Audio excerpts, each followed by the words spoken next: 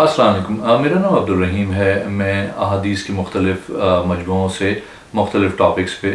Series بنا رہا ہوں۔ تو امام خزیمہ کی جو مجموعہ احادیث ہے اس سے نماز کے ٹاپک پہ کچھ احادیثیں ہیں۔ اعوذ باللہ من الشیطان الرجیم، بسم اللہ الرحمن الرحیم۔ حضرت ابن عباس رضی اللہ تعالیٰ عنہ بیان کرتے ہیں کہ رسول اللہ صلی اللہ علیہ وسلم کے عہد مبارک میں سورج کو گرہن لگا اور صحابہ کرام آپ صلی اللہ علیہ وسلم کے ساتھ موجود تھے۔ آپ صلی اللہ علیہ وسلم نے نماز کسوف پڑھائی تو سورہ بقرہ کی مقدار کے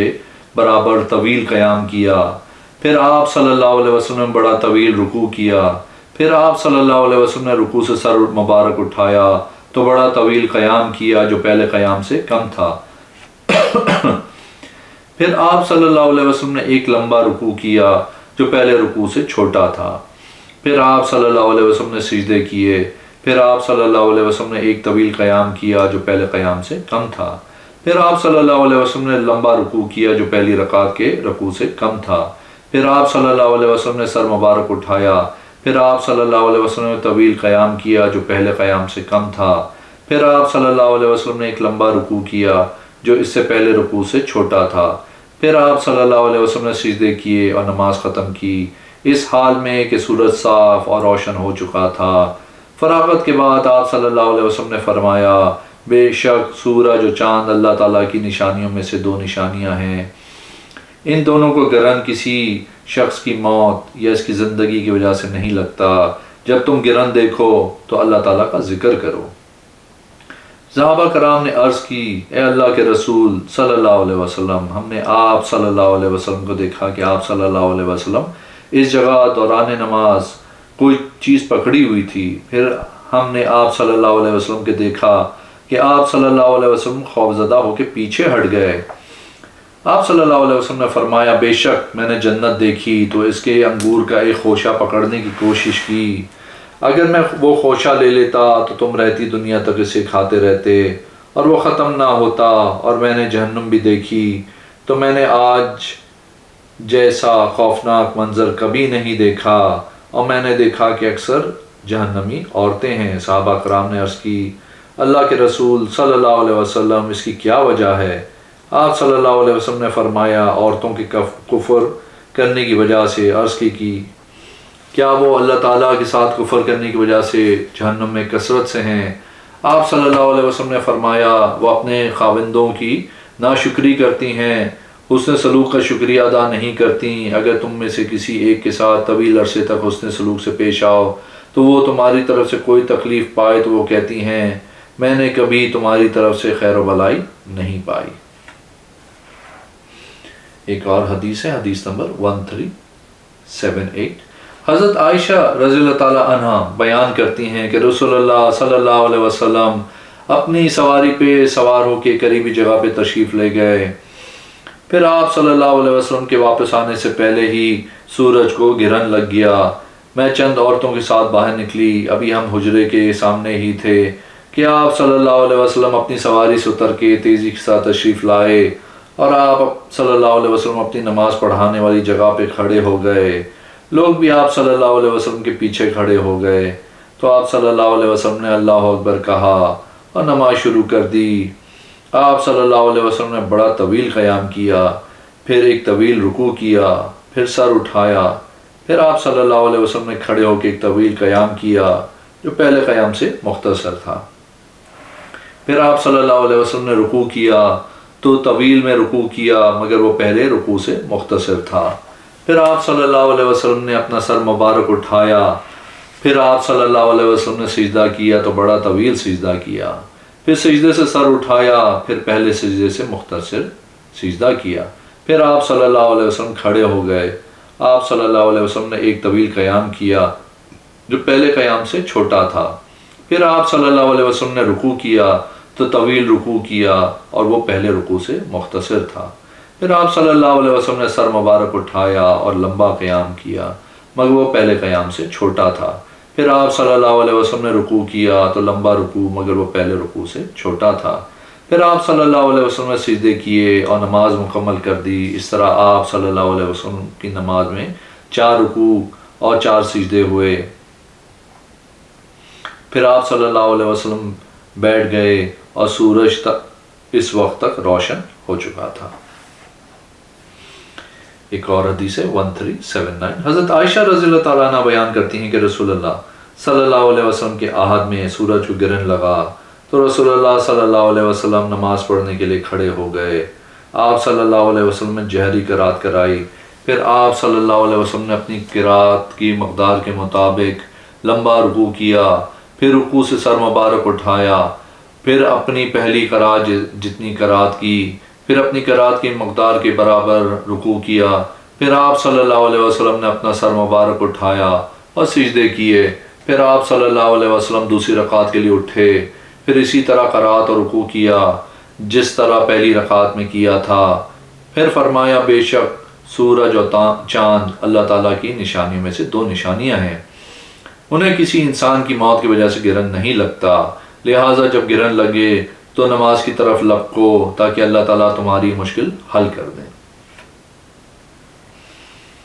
ایک اور حدیث ہے، حدیث نمبر 1380، حضرت جابر بن عبداللہ رضی اللہ تعالیٰ عنہ بیان کرتے ہیں کہ رسول اللہ صلی اللہ علیہ وسلم کے عہد مبارک میں ایک شدید گرمی والے دن سورج کو گرہن لگ گیا تو آپ صلی اللہ علیہ وسلم نے اپنے ساتھیوں کو نماز پڑھائی، تو آپ صلی اللہ علیہ وسلم نے اس قدر طویل قیام کیا کہ صحابہ کرام گرنے لگے، پھر آپ صلی اللہ علیہ وسلم نے رکوع کیا تو لمبا رکوع کیا، پھر آپ صلی اللہ علیہ وسلم نے رکوع سے سر اٹھانے کے بعد طویل قیام کیا، پھر آپ صلی اللہ علیہ وسلم نے 2 سجدے کیے، پھر آپ صلی اللہ علیہ وسلم کھڑے ہوئے تو پہلے کی طرح طویل قیام کیا، اس طرح آپ صلی اللہ علیہ وسلم نے 4 رکوع اور 4 سجدے کیے، پھر آپ صلی اللہ علیہ وسلم نے فرمایا بلا شبہ مجھے ہر وہ چیز دکھائی گئی جس کا تم سے وعدہ کیا گیا، پھر مکمل حدیث بیان کی اور فرمایا بے شک عرب کے لوگ کہتے ہیں کہ سورج چاند کسی عظیم و بڑے شخص کی وفات کی وجہ سے لگتا ہے، اور یہ بے شک اللہ تعالیٰ کی نشانیوں میں سے 2 نشانیاں ہیں جو وہ تمہیں دکھاتا ہے، لہٰذا جب ان دونوں کو گرہن لگے تو تم نماز پڑھو حتیٰ کہ وہ صاف اور روشن ہو جائیں۔ ایک اور حدیث ہے، حدیث نمبر 1381، حضرت جابر رضی اللہ تعالیٰ عنہ سے روایت ہے، وہ فرماتے ہیں کہ رسول اللہ صلی اللہ علیہ وسلم کے زمانہ مبارک میں شدید گرمی والے دن سورج کو گرہن لگا تو رسول اللہ صلی اللہ علیہ وسلم اپنے صحابہ کرام کو نماز کا صوف پڑھائی، آپ صلی اللہ علیہ وسلم نے اتنا طویل قیام کیا کہ صحابہ کرام گرنے لگے، پھر آپ صلی اللہ علیہ وسلم نے رکوع کیا تو اس سے بھی طویل کیا، پھر آپ صلی اللہ علیہ وسلم کھڑے ہوئے تو اسی پہلی رکعت کی طرح کیا، پھر آپ صلی اللہ علیہ وسلم آگے بڑھنا اور پیچھے ہٹنا شروع کر دیا، اس طرح 4 رکوع اور 4 سجدے کیے، پھر فرمایا مجھے ہر وہ چیز دکھائی گئی جس کا تم سے وعدہ کیا گیا، مجھ پہ جنت پیش کی گئی حتیٰ کہ میں اس سے انگوروں کا ایک خوشہ پکڑنا چاہا، اور اگر میں چاہتا تو میں اسے پکڑ لیتا، پھر میں نے اس میں سے ایک خوشہ لینا چاہا تو میرا ہاتھ اس تک نہ پہنچ سکا، پھر مجھے جہنم دکھائی گئی تو میں نے ڈر سے پیچھے ہٹنا شروع کر دیا کہ کہیں وہ تمہیں اپنی لپیٹ میں لے لے، اور میں نے ایک سیاہ فام طویل حمری عورت بھی دیکھی جسے ایک بلی کی طرح کی وجہ سے عذاب دیا جا رہا تھا، اس نے بلی کو باندھے رکھا، نہ اسے خود کھانے کو دیا نہ اسے آزاد کیا کہ وہ زمینی کیڑے مکوڑے کھا لیتی، اس طرح وہ بھوکی پیاسی مر گئی، اور میں نے ابو سمامہ عمر بن مالک کو جہنم میں اپنی انتڑیاں کھینچتے ہوئے دیکھا، اور لوگ یہ کہا کرتے تھے کہ بے شک سورج و چاند کو گرہن کسی بڑے سردار کی موت کی وجہ سے ہی لگتا ہے، اور بلا شبہ یہ اللہ تعالیٰ کی نشانیوں میں سے 2 نشانیاں ہیں جو اللہ تعالیٰ تمہیں دکھاتا ہے، لہٰذا جب گرہن لگے تو سورج کے روشن ہونے تک نماز پڑھو۔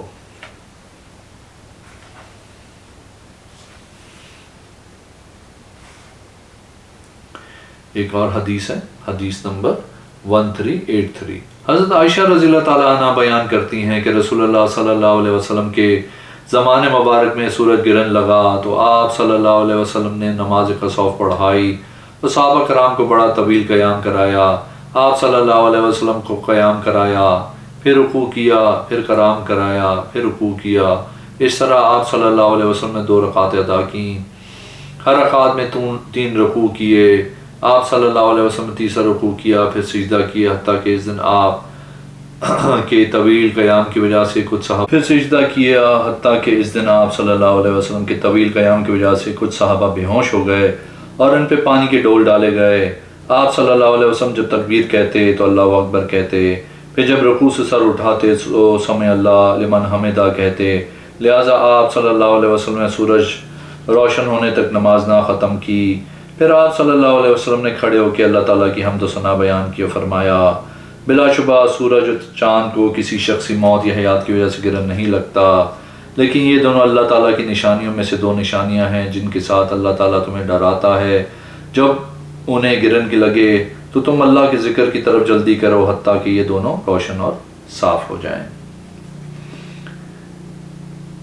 ایک اور حدیث ہے 1384، حضرت عبد المالک کی عطا کے واسطے سے حضرت جابر رضی اللہ تعالیٰ عنہ سے مروی روایت ہے، آپ صلی اللہ علیہ وسلم نے 6 رکوع 4 سجدوں کے ساتھ ادا کیے۔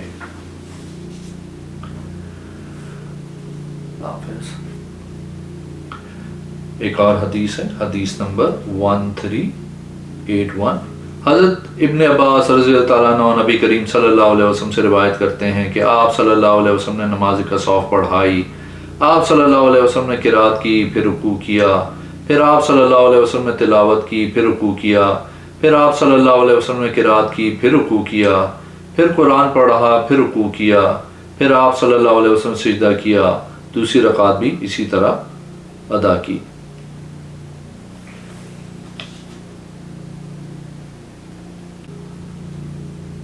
اگر آپ نے میرے چینل کو ابھی تک سبسکرائب نہیں کیا تو پلیز کیجیے، اس ویڈیو کو لائک کیجیے، اگلی ویڈیو میں انشاءاللہ حاضر ہوں گا۔